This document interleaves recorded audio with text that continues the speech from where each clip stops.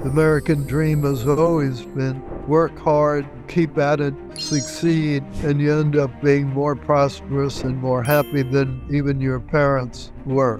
Usually within a problem, there also lies an opportunity. Our educational system, I think, is failing the younger generation. We're not doing a good job teaching kids what they need to know to have a good career. Entrepreneurship takes a lot of work. If somebody is starting their own business, it's not a question, do I work 40 hours, 41 or 42? You're starting your own business and you don't even think about, am I working overtime? A lot of people have gotten rich collecting rent. I don't know anybody who got rich paying rent. Big lesson is the only person who can hold you back is you yourself.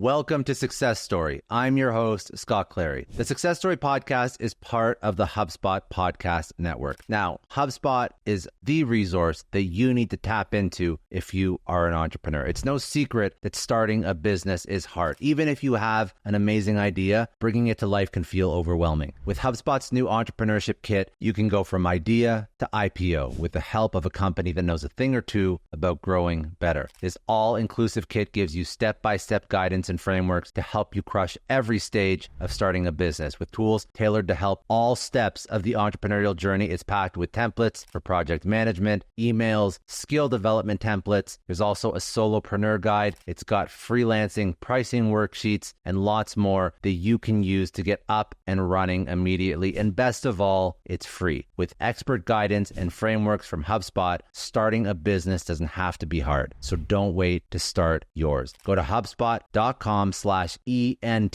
download the guide right now.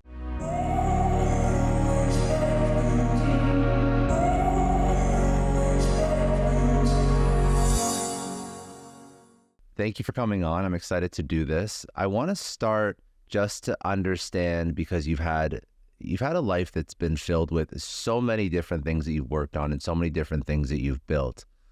I want to just go back and understand, as a child, what was an inflection point or a moment that happened, or a series of moments that happened that sort of set you up and put you on the road to where you are today?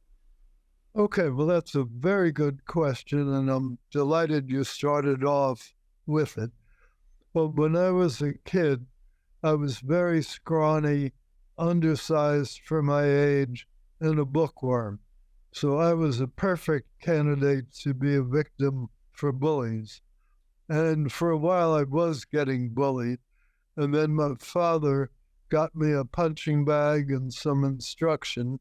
And that accomplished two things. One, made me feel more self-confident. And two, the few times I had to use the instruction, it pretty well solved the problem. So it both gave me more self-confidence and reduced the need for actual fighting. So that was one very, very big step. The other one was when I was about 10 years old, my paternal grandfather took me to a recreation hall. He was a great bowler. In fact, he bowled in his lifetime 300 games. Well, for me at my age, the bowling ball was too heavy, so I couldn't do that with him. But the rec hall also had a shooting range. And so he took me down there to see if that would be interesting. Turned out I had a very good aptitude for it, and I became a real marksman. And that's what led to the most interesting second turning point, and that was this. I became such a good marksman that at age 14, I won the New Jersey State Championship, and at age 16, I set the U.S. junior record over the Olympic small bore rifle course. And Winchester was trying to get me to drop out of school for a while and just spend full-time shooting to get ready for the actual Olympics. Well, that event, which was an outdoor event, was unique in that I was great that we set the record, but the spotter they had given me to make sure I fired the right number of rounds, because you had a target, the real target, and a fake target. The fake target was so that as the wind adjusted, you could change your sight and make sure you were corresponding. Well, he undercounted. So it was a bittersweet victory. Here I set a national record as a young kid, but I did so with firing one round less than I could have fired. So it would have been even a better score. And that taught me a lesson that has stuck with me ever since. Namely, you can delegate authority, but at the end of the day, responsibility stays with you. So that got me to be kind of a micromanager in later life. And I really try to supervise very carefully the people that are helping me. So when you look at your career and sort of like these moments that gave you confidence and showed your own ability and really just turned you from a boy into a man at the end of the day, how did those impact your career, your life, what you chose to work on? Because obviously now, well, I mean, even years ago, you were known as the king of bankruptcy, but you didn't start there. That's after a career of a lot of work and a lot of ups and downs and wins and losses that gets you to that point. And then you go from private to public to serving the government. I'm very curious, as you started your career at least, and obviously it's a long career, so we don't have to do the whole thing, but what were some of the things that pushed you down the paths that you went on? Well, in the very beginning, I went to Yale and then directly to Harvard Business School. And I had been in ROTC at Yale because in those days we had universal military training, the draft. And I thought it'd be better to go in as an officer than as an enlisted man. So they gave me a deferment so I could go directly to HBS. So I go in the military, and I was supposed to be 6 months active duty, 7.5 years reserve. But along came the Cuban Missile Crisis, so I ended up spending 1.5 years in the Army. During that period, my employer-to-be, a very hot money manager called Emery DeVay, died 2 weeks before I was scheduled to show up for work, and on his deathbed sold the firm to a very wealthy client called Robert Winthrop from the Massachusetts Winthrop family. They agreed to hire me anyway, so now I show up. The firm is now called Winthrop DeVay. So I changed employers before I even got my first paycheck. 2 weeks later, in came Jack Dorrance, who then was the CEO of Campbell's Soup. And between him and the pension fund, they had several $1 billion of money with us. So they had a nice chit-chat over lunch. And then Dorrance said, "Bob, why do my accounts have so much Lucky Friday silver mines in them?" And Mr. Winthrop turned to me and said, "Wilbur, do my accounts have Lucky Friday silver mine as well?" And I said, "Yes, sir, they do. All of our accounts have some Lucky Friday silver mine." And then I explained why.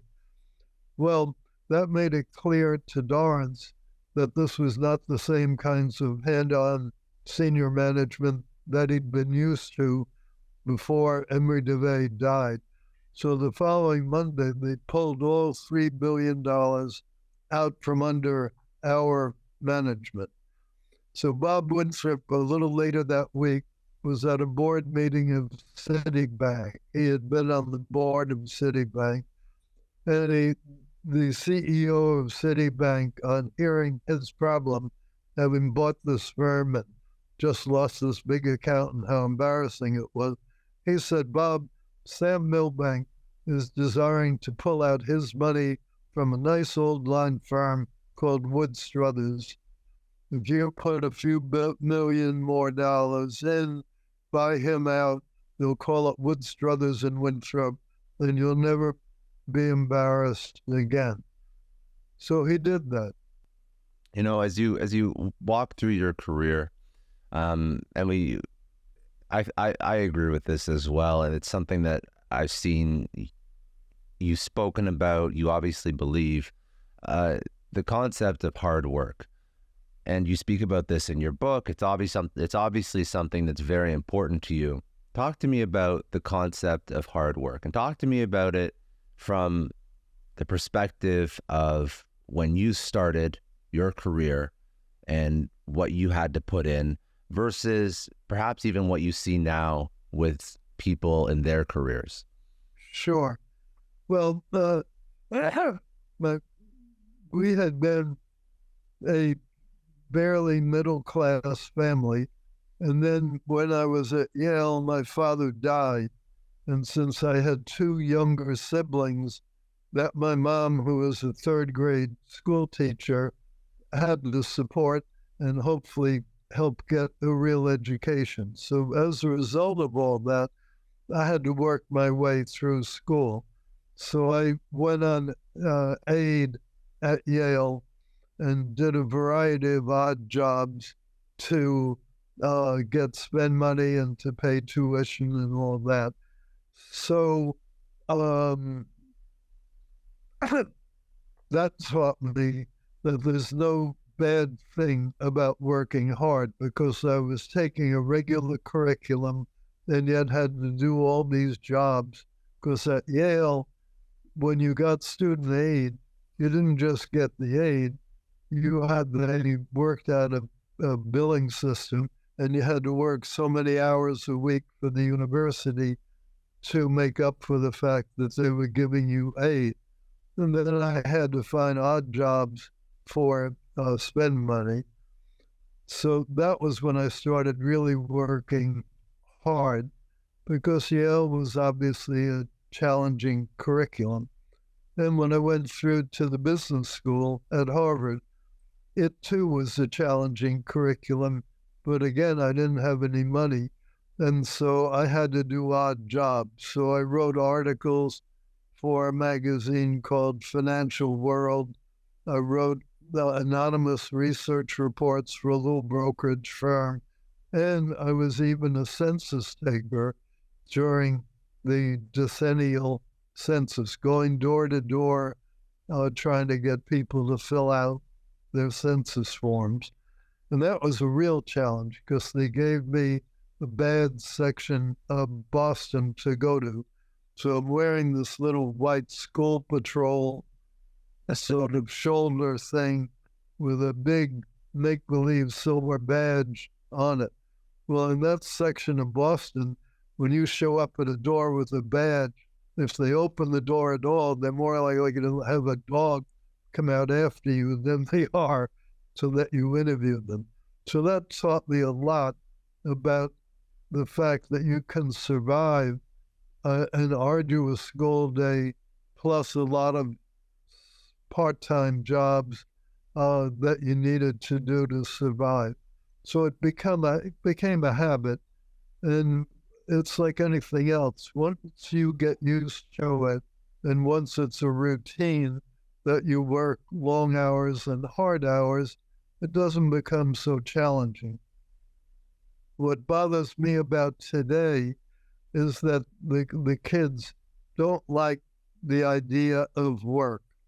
I found a while ago there's actually a Reddit site that had 6 million members totally devoted to anti-work, and there would be postings on it. One very similar to what I'm quoting now. It said, "I just can't force myself to go to work anymore."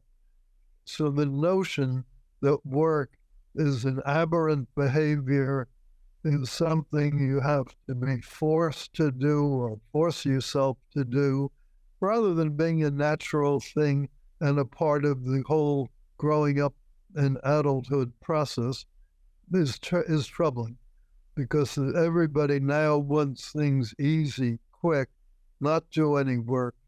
And you see people saying things, very real, bright young people saying things like, I'm only going to do the bare necessary amount of work so I don't lose my job.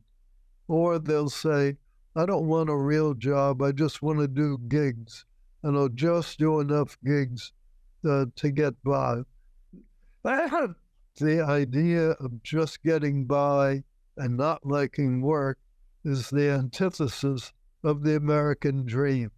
The American dream has always been work hard, keep at it, succeed, and you end up being more prosperous and more happy than even your parents were. So to me, it's a very, very sad phenomenon that there's this attitude. The younger people today are also very fragile. With many of them, you say, boo, and they wet their pants, or they go hide in a safe room, or something like that. It's a wrong system. There are challenges, there are problems that everybody will face, but usually within a problem, there also lies an opportunity. And if they were sensible, they would look through the problem, find the opportunity, grab it, and advance themselves. What do you think caused this mindset? I have a couple ideas, but I don't know if it was a whole bunch of small little things or if it was a cultural shift, but all those people on that Reddit thread will say, well, there's no way we're going to be as happy as our parents. We can't even afford a detached home anymore, and cost of living has gone up, and salaries haven't kept up. And now if I want to live in a city where I could get potentially a great job, like a New York or any coastal city, really any big major U.S. city, well, the rent is through the roof, and that's just for a single bedroom apartment. So all of these things probably stressed people out, but maybe there was a breaking point, and I don't know what that breaking point was, when people just threw up their hands and they said, you know what, I'm not gonna try and do and build the life that my parents had. I'm gonna try and build a different life. And I think that maybe that's what led to this mindset. I don't know if you have ideas or opinions on what caused. Yes, I have a couple of thoughts. One, we've been through a period of unique prosperity in the country. And as a result, a lot of parents have made more income than they ever thought that they could make. And that meant the kids had a very full, fairly easy lifetime themselves. So I think in one sense, our prosperity kind of spoiled the picture for young people. But I think there are also a couple other phenomena that contributed to it, particularly the government policies during the pandemic and even leading up to it, where quite a few people in this country are now being paid more for not working than they ever earned when they were working. And that creates a very bad mindset. It creates a mindset of entitlement, that you don't really have to do any work. Government will just take care of you. So I think that's a second factor. And I think a third factor is our educational system, I think, is failing the younger generation and the generation that immediately preceded it. We're not doing a good job teaching kids what they need to know to have a good career. When I was a kid, there were two tracks that people would be on. As you probably know, something like 2/3 of adult Americans do not have a college degree. But in the old days, there was a track for kids who were headed to college and one for ones who were not. And the ones who were not, they had a class called manual training. We nicknamed it shop class. I don't know quite why. And that taught them skills that would let them become electricians, plumbers, appliance people, all kinds of trades, many of which turned out to be very high-paying trades. So it wasn't that it was condemning them to a bad life. You look at what you pay an hour for a plumber or an electrician, there's plenty of room for good economic result from that.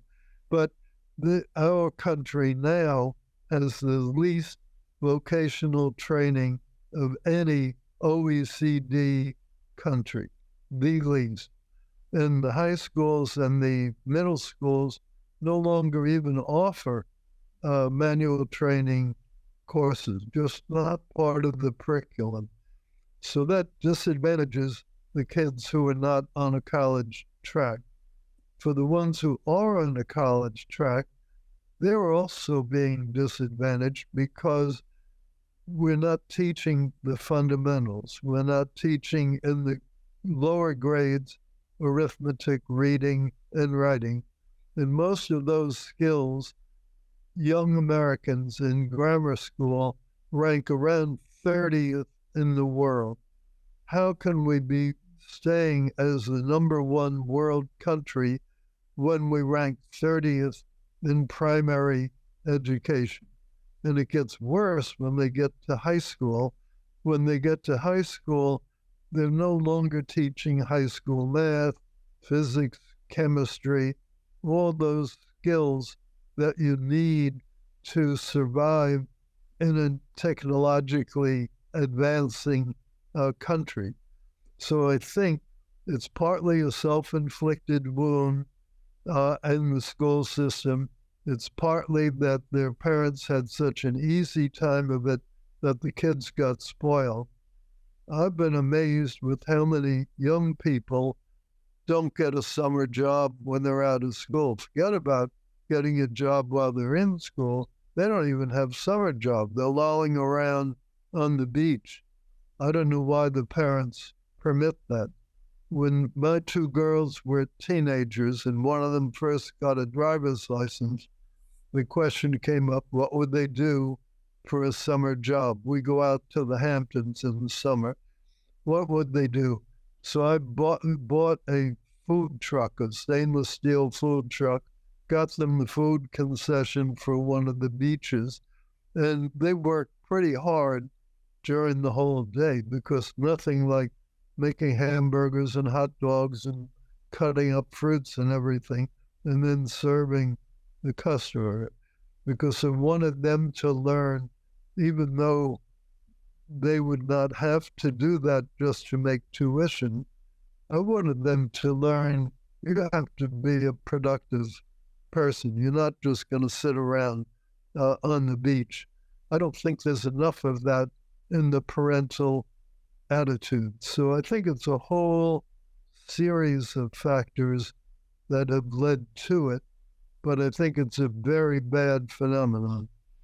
Hey guys, Scott here. I just wanted to take a quick moment to say a heartfelt thanks to every single one of you. 6 years of this show, and it's really all because of you. Your listens, your support, your shares, it's what keeps this thing going. When I started, I had no idea how big this would get, how many lives we touch, the stories we share, the lessons that we learn together. It's truly humbling, and I believe that we're building something really special here, a community where no one has to reinvent the wheel. We're all in this together, learning and growing. And here's my ask. If you love this show, if it's made a difference for you, please share it with somebody who needs it. Tell a friend, post on social, whatever works. It's the best way to keep this thing going strong, bring on even better guests, and share more life-changing wisdom. And you can find us on all the spots. So you can go to successstorypodcast.com if you like listening to podcasts. If you like video, you can go to YouTube. It's youtube.com/c/Scott D. Clary, or the newsletter.scottdclary.com. Just spread the word. I'm eternally grateful for each and every one of you. Let's keep learning, let's keep growing, and let's keep making this world a little bit better together. All right, let's get back to the show. Very interesting, because I mean, I don't even consider myself that old. I'm 34, and I remember during university, I would work during the day and I would push my classes. And I didn't come from a hard life growing up. Like, I didn't really have to concern myself with tuition, but for me, it was more about, I want to get my career started early and I want to figure out how to get some reps in and get some experience. So I would push my classes to night and weekends so that I could work during the day. But it's a very slippery slope now, and it's only, listen, that was only a couple of years ago, and it seems like there's been this entire culture shift. I mean, again, you came from a generation, previous to mine, where you had to work. There wasn't the economic prosperity that I grew up with when you were a kid. Like, you had to figure out life and work and whatnot, and at least for the majority of people. So if you look forward, it must be very concerning for you where this country's going if we don't find a way to turn it around. Well, it is very concerning because unlike when I grew up, I was born in the Depression, 1937, and that was more or less the peak of the Depression. So it was a very different time, as you point out. But in those days, we were unchallenged as the world's leading economic power. Now, there are lots of challenges. You obviously have China being very aggressive, pushing education very hard, and having a very hardworking, very dedicated population. So now there's the added challenge for our country. How do we sustain ourselves as a number one power, or even as a shared power, when you have a country like China, where education is highly prized, the people are very hardworking, and where they have a real mercantile instinct? If we lose our entrepreneurship, then it's really going to be over with. If we lose innovation and entrepreneurship, well, entrepreneurship takes a lot of work. If somebody is starting their own business, it's not a question, do I work 40 hours or 39 or 41 or 42? If you're starting your own business, you're in it. You're in it up to your eyeballs, and you don't even think about, am I working overtime? So the danger is that these other societal problems that you and I have been discussing may very well spill over into the entrepreneurship that created this country. And one alarming trend in that regard, of the institutionally backed venture capital companies in the last 10 years, 40% have a foreign-born person who's either the CEO or the co-CEO, 40%. So if you think about that, it's great that we've had that influx of very entrepreneur and skilled foreigners, but it also suggests that we'd not have as much entrepreneurship if it weren't for the foreigners. And that's a scary thing, that we need more and more foreign help just to keep going.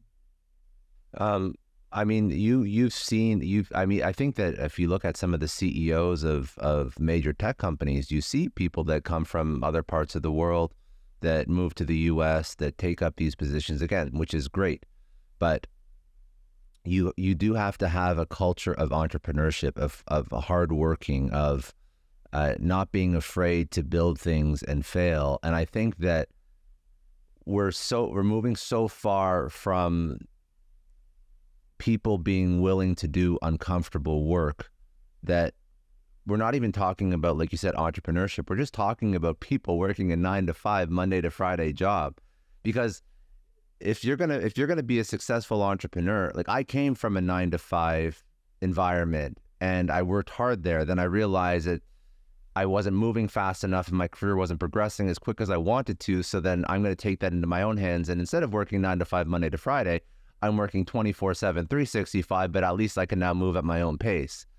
But the 9-to-5 was, because I didn't have entrepreneurial parents, the 9-to-5 was this a little bit of like an incubation for me as a professional to then say, okay, this is great, but I want to go farther.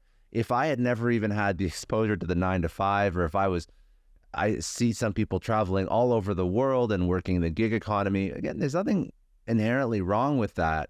But if a culture promotes that and social media promotes lifestyle and all that, I think that again, another component that you didn't mention is we look on social, we think other people's lives are so great and how can they work 2 hours a week and make, $1 million a year?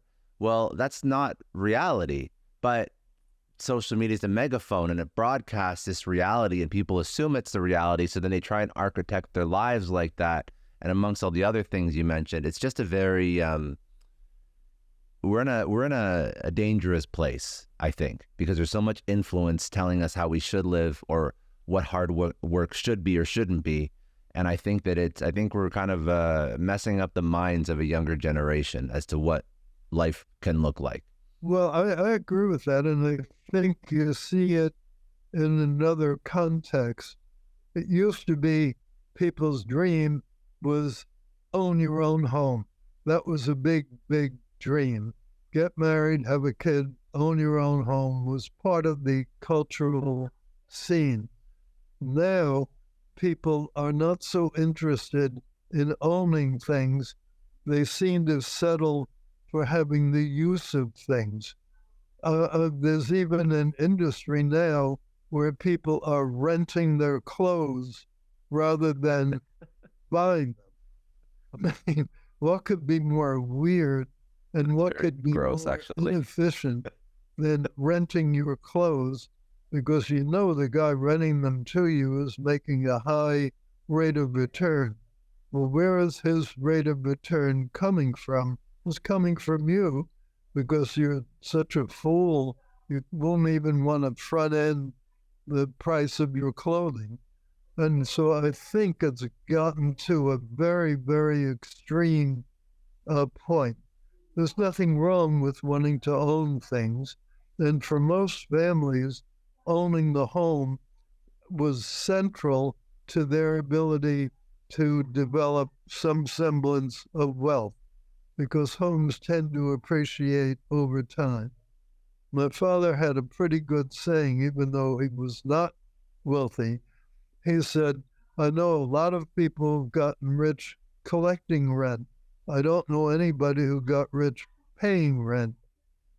And that's a philosophy that the people don't seem to have.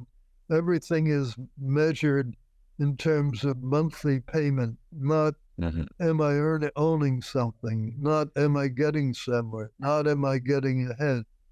It's a whole attitudinal thing that, as you point out, is very, very dangerous. You know what, I'm really concerned because it seems to be compounded with short-sightedness. What will happen is people will make enough money to rent their whole life. And then what happens when you can't work anymore, or when you have when you get sick, or when you just of old age, you can't put in those hours, or the cognitive performance just isn't there, or the physical performance isn't there. I mean, we haven't really seen that generation get to that age yet, and that's going to be scary unless something is done, because the generation that is of the age that can no longer work, most of them will have pensions, or they'll have some sort, or they came from the mentality of, I want to buy my house, I want to invest. Yeah, it's very scary. The people that are, 70, 80, 90 now did not rent their clothes when they were growing up. Well, a sociologist that I met at a cocktail party had an interesting encapsulation of that. He said one of the real problems of the younger generation is the inability to postpone immediate gratification. That's what leads to they want everything quick, easy, now, very accessible. The idea of saving up to buy a home is quite different from that. That generally, especially for younger people, used to mean some postponement of immediate gratification because you put away a little money, and then you got to do something by way of a home with it. But now they're happy to rent the house, happy to rent a car when they need it, happy to rent even their clothes. And it's a dead-end street because what they're doing is raising their current cost of living to the point where they're not going to be able, as you point out, to have something to take care of them later on. And that in turn is producing and encouraging a very unfortunate relationship between the population and government. Remember the old Communist Manifesto, the way to make socialism permanent is first of all get to where a majority of the adult population pays no tax. Well, we're just about there. Second is get to the point where a majority of the adult population depends on government for its livelihood. That's where we're starting to head with all these programs. And once we get through that second thing, if we do, unfortunately, and most people pay no tax and are dependent on government, forget it. Society as we've known it, our culture as we've known it, and tragically our economy as we've known it will be no more. Talk to me about actually just I want to talk about your transition to public service, but can you just explain that point? Because I understand being dependent on government, but can you explain the pay no tax point? Well, it is arithmetically true that almost half of adult Americans do not pay any tax because they have all these tax credits and refunds. When the government says, I'm going to give you a tax credit for having a child, let's say. Now that may be a worthwhile idea to help people have children. But what it works out to in reality is if you don't have enough income that you're really paying tax, you get that money directly. Mm. So instead of being what it's presented as, which is just a tax credit, it's not. It's an actual gift to the people who don't have taxable income. And in some cases, even if they do, it's small. And again, it becomes a cash payment rather than a tax credit. So it encourages the wrong behavior, basically. Yes. And I'm not opposed to childcare. I'm not opposed to people having families. Obviously, those are important. But when you create those two things, nobody pays tax and people are dependent on government, now you've changed the whole society. And it's a very, very slippery slope because the theory of it is that somehow the rest of society can afford not only to maintain themselves, but pay the bills to government to maintain the half that aren't working, that aren't productive.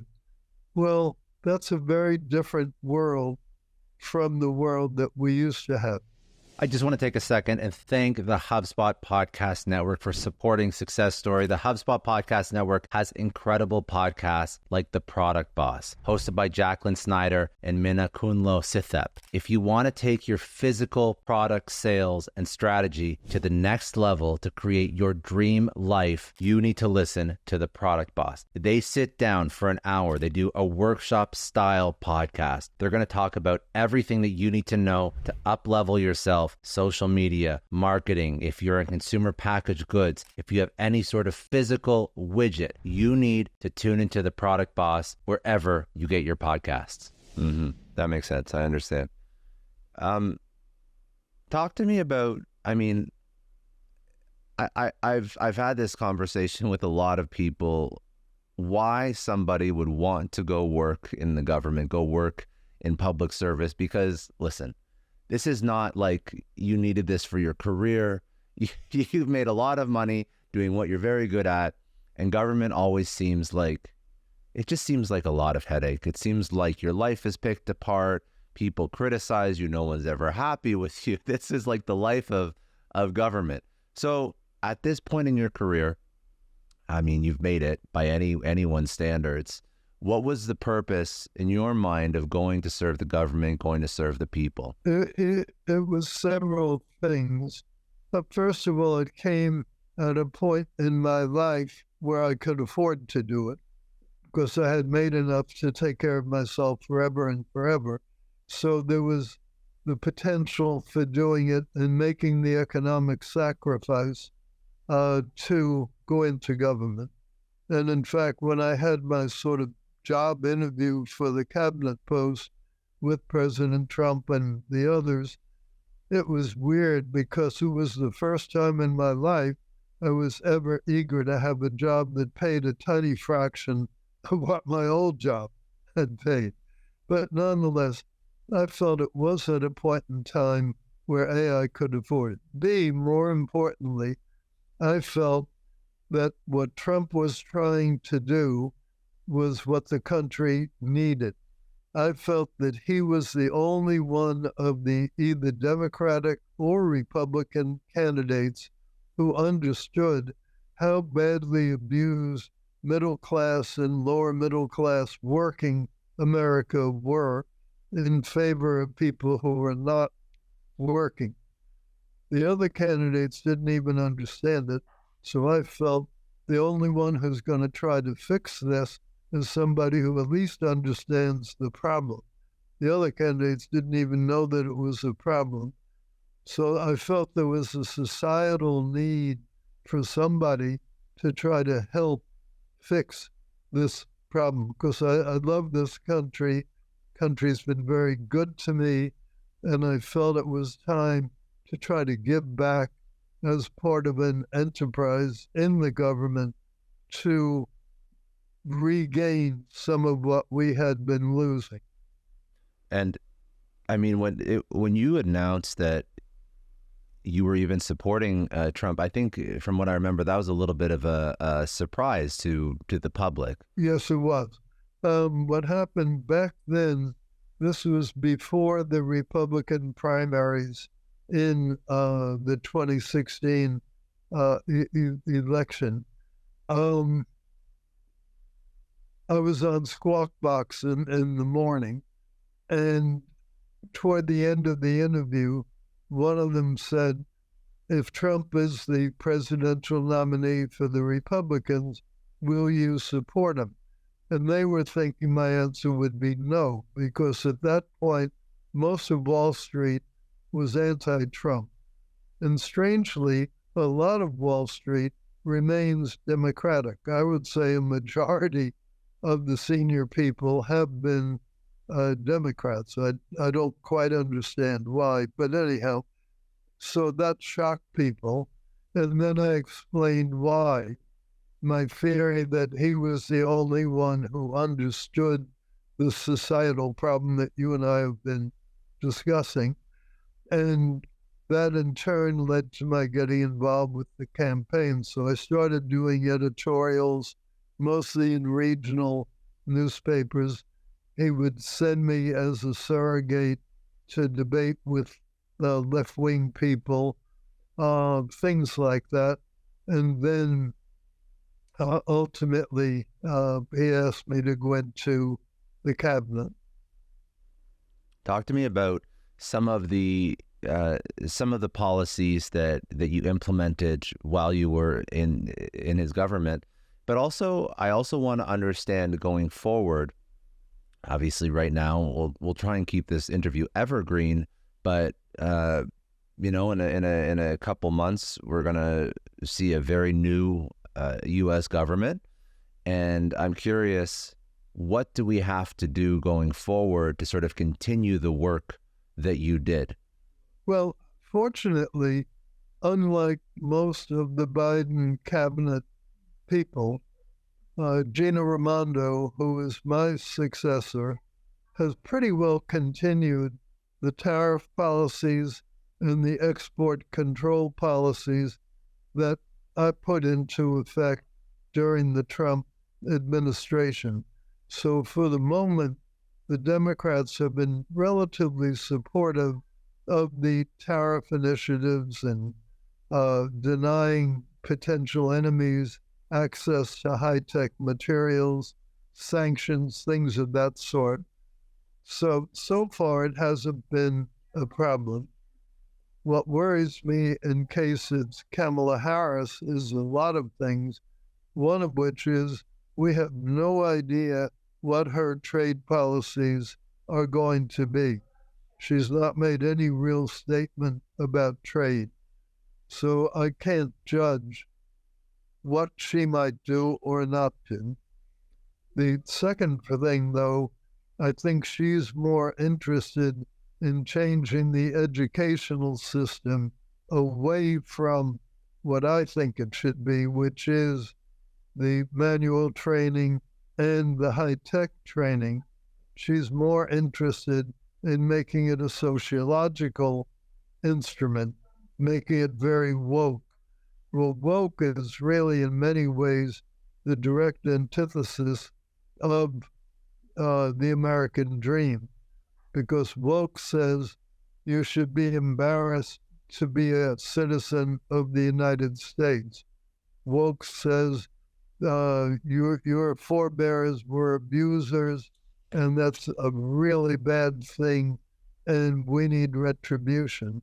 So I'm worried that while I think the educational system needs reforming in the direction of going back to what it used to be, I think her visualization of education is very different. And it's resulting in young people having very little understanding of what's really going on. And there was a university somewhere in the Midwest that took a survey of people 18 to 25. Then it asked them a whole variety of questions. Two that struck me as really dangerous. One was the question, who is Andrew Jackson?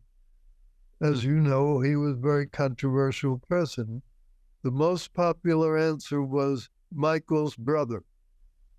Wow. He had nothing to do with each other. The second question that he asked was, where was slavery invented? And the most popular answer there was in the United States. Now, it's not only historically inaccurate by thousands of years, but it's also inaccurate by thousands of miles. And these young people genuinely did not understand the answer to either of those questions. Now, there were many others. They also had funny answers too. But when your misconception is that the U.S. is what created the whole slavery problem, you don't understand where anything is coming from. I found when I was in government, one of the tasks I occasionally did was swear in citizens, naturalized citizens, who had come legally into this country. And when you're a legal immigrant seeking citizenship, you have to study a lot. You have to study about the Constitution. And I concluded that the legal immigrants who became citizens were better informed about our country than most young people. And that's really an unfortunate thing. They were also wonderful in that their eyes were filled with happy tears when they became citizens. They were proud as could be. Whereas a lot of young people now, they question whether the U.S. is a good place. They question their own sexuality. They question all kinds of things. What they don't question is, why am I not learning what I should learn to be a productive adult? And therefore, I'm very worried about the direction in which Kamala Harris might very well take this country. You know, You mentioned something that's very interesting to me, and I never quite understood it because all the different things that people question. I never understood why anybody would question if the U.S. was a good place. And I see that, I mean, there's a lot of things people question, like you just mentioned, people question their own sexuality, their pronouns, what they want to do with their life, their career. And those are whatever. You can make a comment on whether or not those are things that people should question or shouldn't question. That's more personal. My biggest issue is it seems like there's so much hate for the U.S. from a younger generation, and I don't understand it. I don't get where that came from, because the U.S. is giving these people all the abilities in the world to question all these different things and to choose all these different things. Like, this is the country that's affording you that opportunity. I never understood that. And I actually, just to give you perspective, I'm Canadian, so I actually have to go through an immigration process, and I've probably spent about, at this point, coming in through a visa and then going through this visa process and then eventually getting green card, probably $40,000-$50,000 in fees and applications and just time spent and getting referral. Like, it's a very arduous process, but very grateful. I mean, now my business is down here. Now my connections are down here. Network is down here. And Canada is like, listen, Canada is not a third world country. Canada is Canada. But even the contrast between Canada and the U.S., I see 100x more opportunity, and my career moves exponentially quicker. So it's just interesting. I can't, for any reason, understand how people can hate the U.S. It's very confusing to me. Well, if you really thought that the only reason there was slavery in this world was the United States, that we literally invented it, that would probably give you a guilty feeling. Certainly teaching people that that's the case is meant to give you a guilty. But it's not even true. It's not even close to true. It's so far from reality. Oh, of course so. But remember, Goebbels, the big propaganda minister under Hitler, he said, if you tell a big lie often enough, and if you can control the media so that they don't dispute it too much, then it becomes the truth. Then the real truth becomes a lie.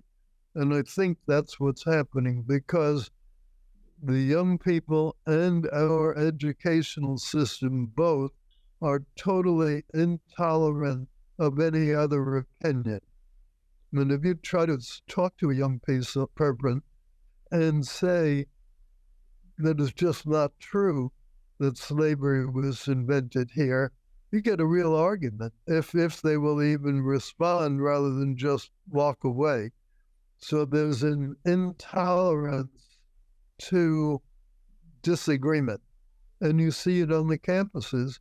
If a non-left-wing professor wants to give a talk on a campus, they get booed, they get picketed, and very few colleges will even let them come. So whereas you would think educations of learning were meant to be open to different ideas, now they're very closed to them. And in a funny way, the extreme left and the extreme right have that one thing in common, that they're both intolerant of any view other than their own extremes. And it's a very worrisome thing, because it's starting to tear apart the heart of society. You saw it with this young kid trying to assassinate Trump. You see it in all kinds of violent outbursts. There's a real anger that's been developed in people, partly, I think, because they feel hopeless about their own careers, as we talked about earlier, but also there's been inculcated in them by the school systems this negativism toward the U.S., negativism toward traditional values. And that's got to be fixed. And so my biggest worry, I think our educational system is more of a danger to this country than China is. I think it's more of a danger than Russia is. I think it's more of a danger than Iran is, because those are things we're going to have to cope with. But our educational problems are self-inflicted wounds. And the most crazy way to die is through a self-inflicted wound. But I think that's the most concerning way. And it's actually interesting because you talk about universities not allowing right-wing thought leaders onto campus. I was always under the assumption that history was history, and then university and college was a place for debate and conversation and critical thinking about policies moving forward, not about trying to rewrite world history. This is a very, very strange, because if somebody who's a right wing, I say that in air quotes because there's some very moderate thinkers and very middle of the road thinkers that I think are now labeled as more right wing than they really are. But I mean, even Trump was a Democrat. He lived in New York City his whole life. Like he was always a Democrat. He was always a very forward thinking person. But you see that these people are being turned into like right wing individuals, when really they're just trying to provide a different lens or a different perspective on what's happening in society, which I always thought was, as an individual, I want to get access to as much information as possible, and I want to hear arguments, and I want to hear debate, and I think that's how society moves forward. I think that's healthy, to hear as much information and to study and to research and to do your own due diligence. This is the way that I grew up. This is the way that my career moved forward. It's not just business information. It's getting societal and cultural and political and financial information from all these different people. It just made me a better individual. Well, it's true. And when I was a young teenager, there was a very popular TV show that consisted of debates between Bill Buckley, a very right-wing, very scholarly right-winger, and Gore Vidal, a very intelligent left-wing one. And it was the kind of show that no longer would appear on any television station or probably even any cable network. It was, I think, an hour-long thing. They were both different in their thinking. They both probably disliked each other as individuals, so it made for good TV. But the point was, in those days, the media welcomed debate. Yeah. Now, it's not just the editorial page that expresses opinion. The news columns are really editorials for the most part. And that's wrong. That's not what media news should be. The news should be what it is. And just as you said, history is what it is. It is what it was. It shouldn't be tampered with. It's a factual thing, but they change it.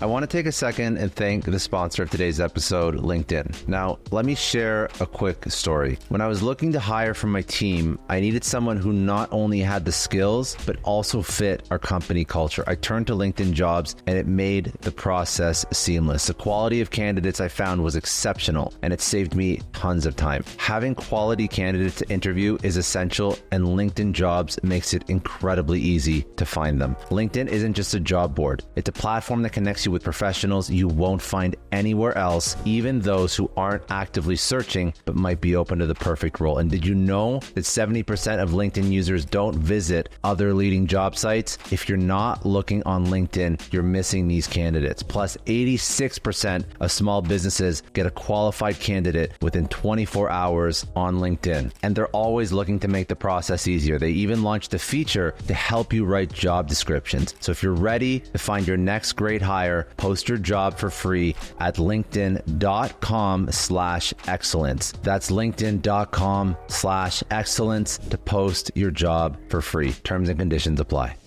What are you when you look forward, we just touched very briefly on Russia, China, Iran, and of course, they're not all the same entity. There are nuances to how each one of those nations builds their country and interacts with the U.S.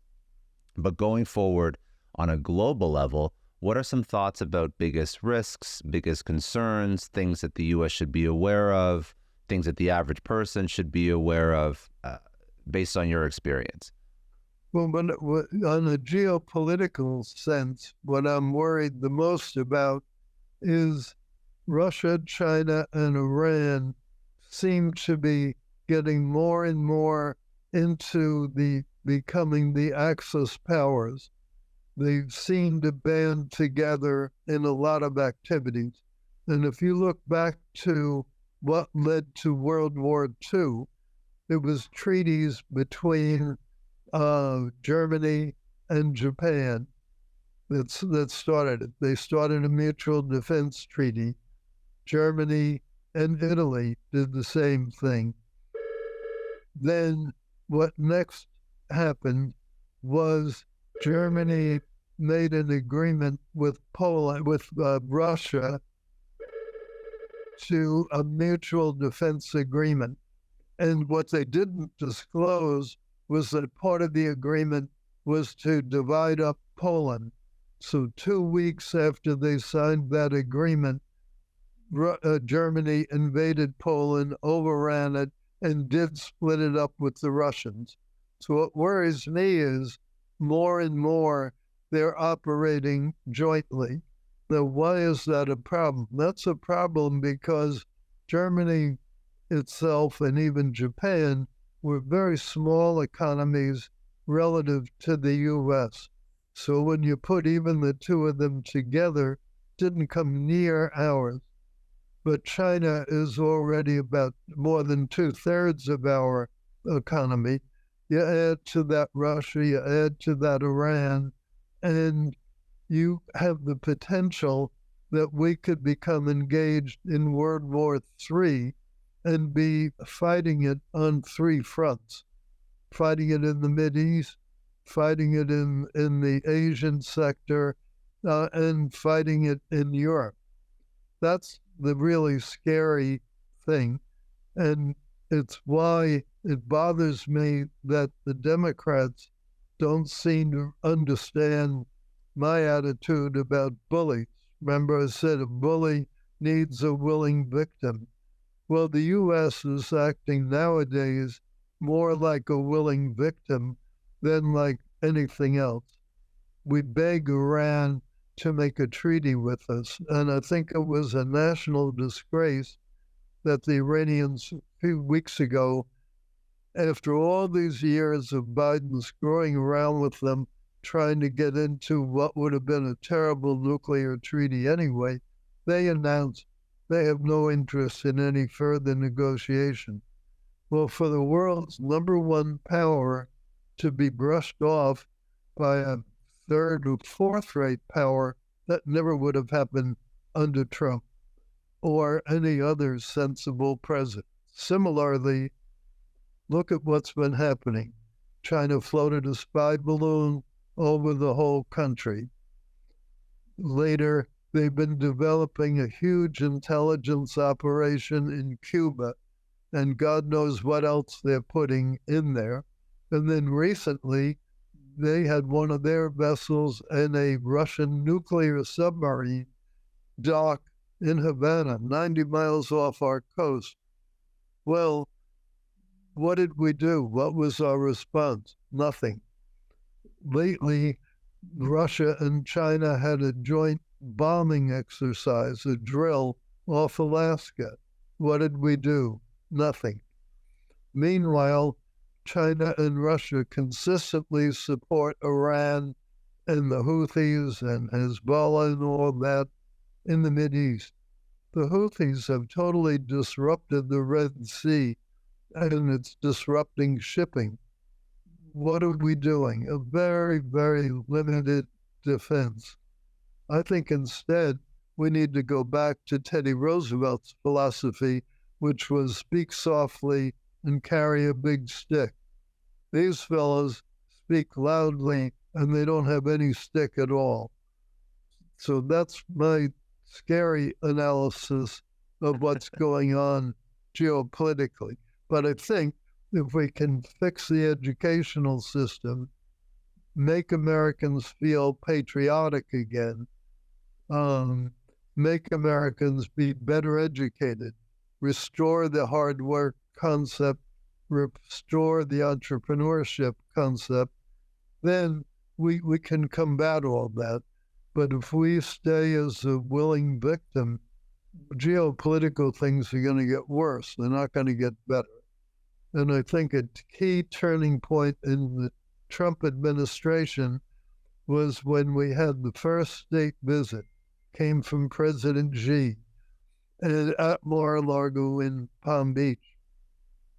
A lot of components to the story, which are in my book, Risks and Returns, but I'll just summarize one segment. That afternoon, we had a National Security Council meeting, and we voted at that meeting to launch the 52 missiles into Syria in reprisal for their effort to blow up one of our bases in the Mideast. But Trump decided not to postpone the implementation. He decided to do it at 7:15 that night in the midst of the ceremonial dinner with President Xi. Why did he do that? First of all, I think far, and look what I will do. It was obviously also a message to Iran or anyone else who wants to do us harm.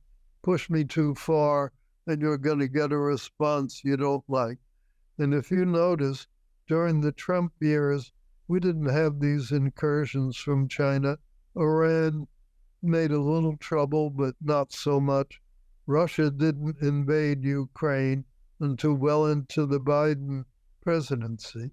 That's not an accident. I think they got the message from what Trump did that night at Mar-a-Lago and from other things that he did privately and publicly. I think they got the message, you can't go too far with this guy.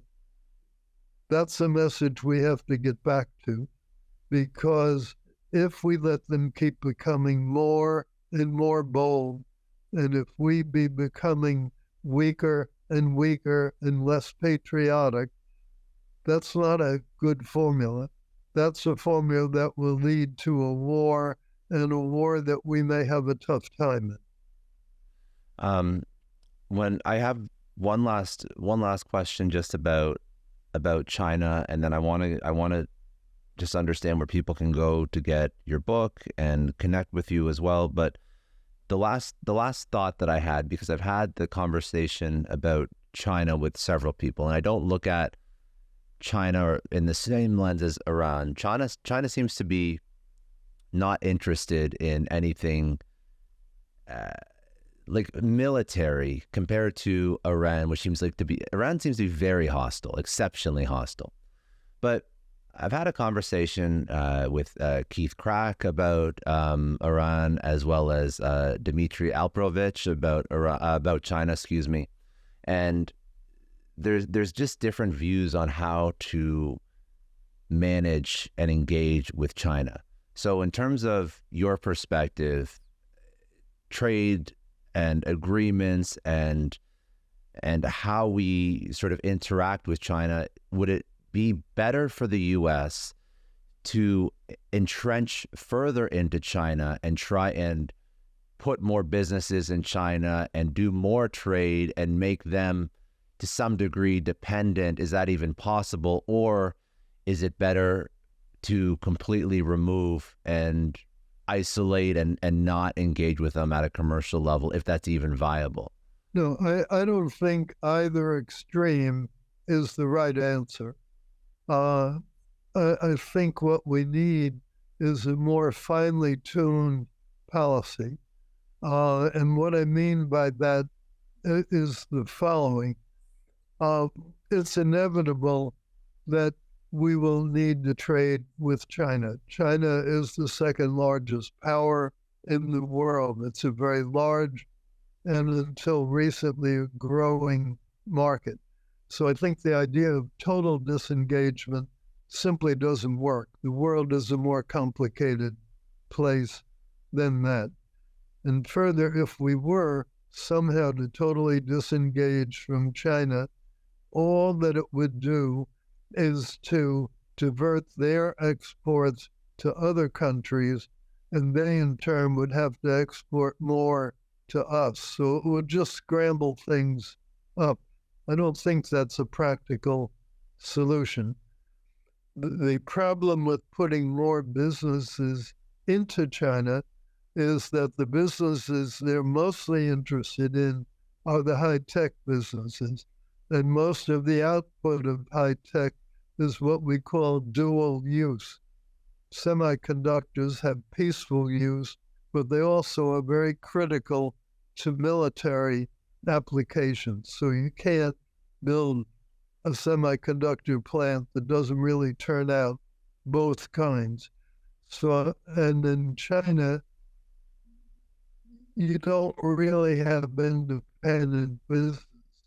Even if it's American owned, they're subject to all kinds of constraints, all sorts of requirements that we don't have here. So I don't think putting more investment into China is the answer. I think we need to figure out a serious adult level way to coexist with them. And I think part of it has to be the realization that they will become more of a power. They're already a meaningful power. We can't just dismiss them and say it will go away. It won't go away. They are an ambitious country, and under President Xi, are a very tightly controlled country. You perhaps aren't aware, but of their 1.3 or 400 million population, only 65 million are members of the Communist Party. So a tiny percentage of the entire population is even communist.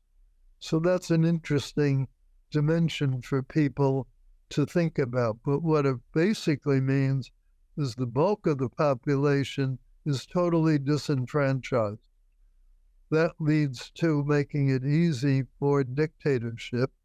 And while the technical form of government, it may be communism, the reality is China's a dictatorship. Russia's a dictatorship. And certainly Iran is a dictatorship. And that's the real problem, is the ideological problem. I don't know of a single communist country that hasn't turned out to be a dictatorship.